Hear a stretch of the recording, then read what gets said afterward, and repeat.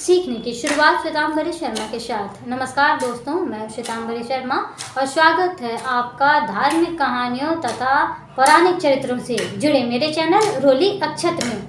इस चैनल को शुरू करने का मेरा उद्देश्य न केवल आपको धार्मिक जानकारी देना था, बल्कि हमारे सभ्यता तथा संस्कृति के महत्व को भी उजागर करना था। मेरे द्वारा ये बनाया गया चैनल सभी उम्र के लोगों के लिए काफ़ी लाभकारी है, यानी काफ़ी बेनिफिशियरी है, क्योंकि इससे न केवल आपको धार्मिक जानकारी प्राप्त होगी, बल्कि हमारे सभ्यता तथा संस्कृति के महत्व को भी समझने में काफ़ी आसानी होने वाली है। हालांकि मेरे द्वारा बनाया गया ये चैनल किंवदंतियों, लोक कथाओं, पौराणिक कथाओं और जनश्रुतियों पर आधारित है। दोस्तों, नवरात्रि का उत्सव चल रहा है। चारों ओर माता रानी के जयकारे आपको गूंजते हुए नजर आ जाएंगे। पूजा पंडालों में यदि आप जाके देखें या घरों में यदि आप जाके देखें तो आपको माता रानी की पूजा अर्चना करते भक्त यानी कि साधक नजर आएंगे। ये दिन है माता सिद्धिदात्री का, जो कि माँ दुर्गा की 9वीं रूप मानी जाती हैं। कहा जाता है कि माता सिद्धिदात्री इतनी ज्यादा शक्तिशाली हैं कि भगवान शिव को भी सिद्धियां और शक्तियां प्राप्त करने के लिए इनकी तपस्या करनी पड़ी थी, इनकी जप तप करनी पड़ी थी। और जो है कहा जाता है कि उन्होंने कठोर तप किया था, तब जाकर उन्हें शक्तियां और सिद्धियां प्राप्त हुई थी। कहा जाता है जो भी व्यक्ति माता सिद्धिदात्री की पूजा अर्चना करता है, जब तप करता है, मंत्रोच्चारण विधि विधान के साथ एकाग्रचित होकर सच्चे मन के इनका ध्यान करता है, तो कहा जाता है कि उसे 8 शक्तियां प्राप्त होती है, जिसमें अनिमा, महिमा और गरिमा महत्वपूर्ण है। माता रानी की कृपा ऐसी है दोस्तों कि इसे प्राप्त करने वाला साधक का भव पार हो जाता है। वह इहलोक और परलोक में सद्गति प्राप्त करता है और कहा जाता है कई जन्मों के पाप भी उनके धुल जाते हैं। दोस्तों, उनके बारे में ऐसा कहा गया है, माता सिद्धिदात्री के बारे में ऐसा कहा गया है, जो भी व्यक्ति इनके सच्चे मन से पूजा अर्चना करता है उसके जीवन में उन्नति और सफलता आती है। उनका जीवन सुचारू रूप से, निर्बाध रूप से, निर्विघ्न रूप से चलने लगता है। उनके जीवन में सुखी, शांति, खुशी, धन, सम्मान, समृद्धि की बारिश होती है। दोस्तों, ऐसा कहा जाता है कि जो भी साधक इनकी पूजा करता है वो ब्रह्मांड जीत सकता है। ब्रह्मांड जीतने का यहाँ मैंने इसलिए कहा दोस्तों कि कहा जाता है कि 8 शक्तियाँ जो भी व्यक्ति प्राप्त कर लेगा और उससे समस्त संसार पे उसका बोलबाला हो जाएगा।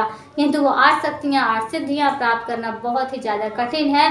लेकिन देवी माता की यदि मैं रूप, रंग, साज सज्जा की बात करूं तो कहा जाता है कि माता की 4 भुजाएं हैं, सिंह उनका वाहन है और वो कमल के आसन पर विराजमान रहती हैं। इनकी पूजा साधु संत तपस्वी करते हैं, दैत्य दानव करते हैं, देवतागण करते हैं, राक्षस असुर सभी लोग करते हैं।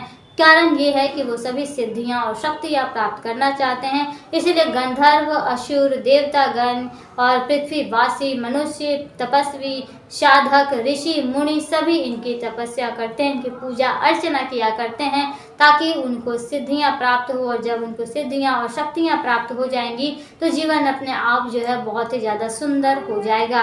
तो इसीलिए दोस्तों यही कारण है कि माता दुर्गा यानी माता भगवती, माँ आदि शक्ति की 9वीं रूप जो कि महासिद्धिदात्री का रूप है, इतना ही ज़्यादा महत्वपूर्ण है। 9वें के दिन की ऐसी प्रथा है दोस्तों कि यदि आप इस दिन पूजा पंडालों में जाएंगे तो आपको माता रानी के भीड़ करने के लिए यानी पूजा करने के लिए भीड़ आपको जगह जगह नजर आ जाएगी। बहुत सजारी संख्या में लोग उपस्थित होते हैं पूजा पंडालों में, माता रानी के दर्शन करते हैं, पूजा अर्चना करते हैं, अपनी मनोकामनाएं उनके सामने रखने का प्रयास करते हैं, ताकि माता रानी प्रसन्न भी होती है और उनको अपनी कृपा दृष्टि और आशीष को भी लुटाती हैं, उनकी हर मनोकामना पूर्ण करती हैं। कहा जाता है कि माता सिद्धिदात्री का इतना ज़्यादा प्रभाव है कि उनकी मात्र पूजा अर्चना करने से और जो है सच्चे मन से उन्हें याद करने से मनुष्य की सारी मनोकामना पूर्ण हो जाती हैं। उनके बारे में ऐसा बताया गया है दोस्तों कि भगवान शिव तक सिद्धियां प्राप्त करने के लिए यानी शक्तियां प्राप्त करने के लिए इनकी पूजा अर्चना किए थे, इनका जप तप किए थे, इनकी तपस्या किए थे।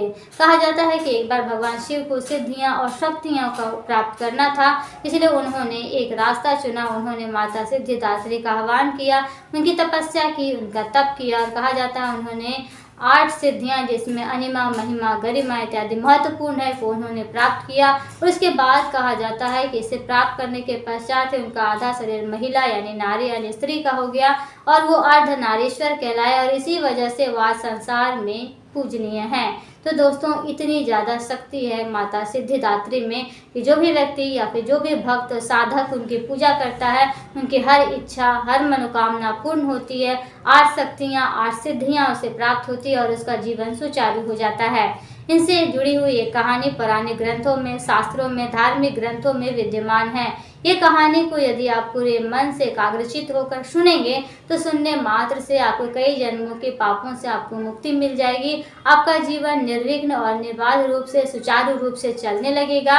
सफलता, तरक्की न केवल आपके कदम चूमेगी बल्कि आपके जीवन में सुखी, शांति, खुशी, धन, सम्मान, समृद्धि का संचार हो जाएगा और आपका जीवन पूरी तरह से सुखमय हो जाएगा। तो दोस्तों, देर न करते हुए शुरू करना चाहूंगी आज की इस कहानी को। कहा जाता है कि प्राचीन काल में एक दानव, एक दैत्य, एक असुर, एक राक्षस रहा करता था जिसका नाम महिषासुर बताया जाता है। कहा जाता है कि उसके पिता एक राक्षस थे, उनका नाम रंभसूर बताया जाता है। उनकी माता एक महिषी थी। इन दोनों के संतान था महिषासुर, जिसके पास इतनी पावरफुल शक्तियां थी कि वो कभी भैंस का रूप धारण कर सकता था, कभी इंसान का, कभी दैत्य का।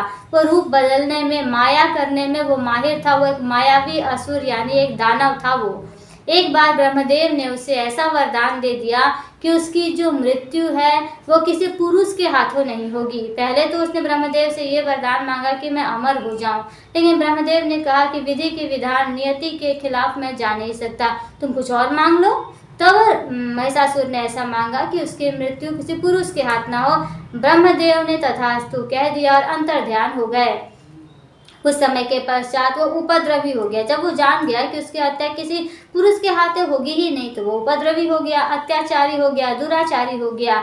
उसने पृथ्वी वासियों का जीना मुहाल कर दिया, उन्हें इतना तंग करके रखा और देवताओं के तो क्या कहने, देवताओं को हैरान परेशान कर दिया। स्वर्गलोक पर कई बार आक्रमण किए, कई बार स्वर्गलोक से देवताओं को निकाल बाहर करने का कार्य किया। कितना बार इंद्रासन को हड़पने के लिए कई बार आक्रमण किया स्वर्ग पे, और देवराज इंद्र को बहुत ज्यादा परेशान किया ताकि वो सिंहासन दे दे महिषासुर को और महिषासुर का आधिपत्य स्थापित हो जाए स्वर्गलोक में। उसकी इस अत्याचार से, दुराचार से परेशान होकर सभी देवी देवता भगवान शिव के पास पहुंचते हैं। भगवान शिव जो कि पृथ्वी के विनाशकर्ता जिन्हें कहा जाता है, लेकिन वो बहुत भोले हैं, इसलिए उन्हें भोलेनाथ कहा जाता है। सभी देवी देवता भगवान शिव के पास पहुंचते हैं, उन्हें अपनी करुण व्यथा, करुण गाथा कह सुनाते हैं। महिषासुर के बारे में बताते हैं कि महिषासुर किस तरह से परेशान करके रखा है सारे देवी देवताओं को। भगवान शिव कहा जाता है कि उस समय क्रोधित हो जाते हैं। इसके साथ ही ब्रह्मदेव और विष्णु जी भी ये बातें जानते हैं, सभी क्रोधित हो जाते हैं और क्रोधावस्था में उन तीनों ने एक ऊर्जा का संचार किया और उस ऊर्जा से प्रकट हुई माता सिद्धिदात्री। जी हाँ दोस्तों, ये कहानी है माता सिद्धिदात्री का, जिनका जन्म ब्रह्मा विष्णु महेश के तेज से, ऊर्जा से, उनके जो है शक्तियों से हुआ था। इस महिला को उन्होंने जो है तीनों ने जन्म देने का काम किया, यानी इन तीनों ने इस महिला को प्रकट करने का काम किया और ये महिला जो है सिद्धिदात्री बनी और इन्होंने फिर महिषासुर का वध किया। कहा जाता है कि 10 दिनों तक इन्होंने महिषासुर से युद्ध किया और उसके पश्चात 10वें दिन इन्होंने महिषासुर का अपने त्रिशूल से वध कर दिया और फिर यह महिषासुर मर्दिनी कहलाई।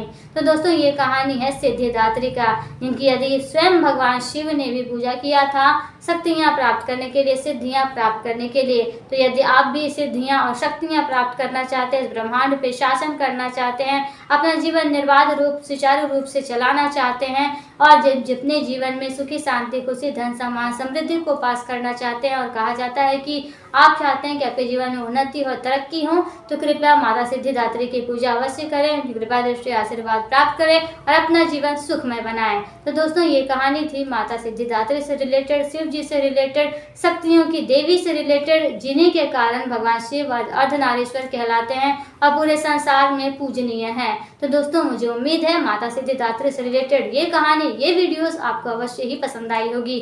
यदि आपको ये वीडियो पसंद आया है, आपने इससे कुछ सीखा है, आपको कुछ जानकारी प्राप्त हुई है, आप जरा सा भी लाभान्वित हुए हैं, तो कृपया अपनी राय मुझे कमेंट बॉक्स में लिख भेजें। मुझे आपकी राय का हमेशा इंतजार रहता है। साथ ही आप मुझे सपोर्ट करना ना भूलें। मुझे सपोर्ट करने के लिए बस आपको मेरे इस चैनल को लाइक, शेयर और सब्सक्राइब करना होगा, ताकि मैं मोटिवेट हो सकूं और आपके लिए तरह तरह की रोचक वीडियोस बना सकूं, आप तक धर्म और ज्ञान की बातें पहुंचा सकूं, आपको लाभान्वित कर सकूं, आप तक ज़्यादा से ज़्यादा लाभ पहुंचा सकूं। तो दोस्तों, उम्मीद है कि आपको मेरी ये बातें, ये कहानी अवश्य ही पसंद आई होगी, आपने बहुत कुछ सीखा भी होगा। तो दोस्तों, आज के इस वीडियो में केवल इतना ही। दीजिए इजाजत, फिर मिलते हैं अगली वीडियो में एक नई कहानी या फिर एक नए प्रसंग के साथ, एक नई छोटी सी चरित्र या फिर किसी चरित्र की पूरी जीवनी के साथ। तब तक के लिए दीजिए मुझे इजाज़त और बने रहिए मेरे इस चैनल के साथ। मैंने इस चैनल पर इस वीडियो के अलावा और भी वीडियोस अपलोड कर रखे हैं। आप उसे देखें, आप उसे सीखें और लाभान्वित हों। तो दोस्तों आज के इस वीडियो में केवल इतना ही, दीजिए इजाज़त। फिर मिलते हैं अगले वीडियो में, तब तक के लिए।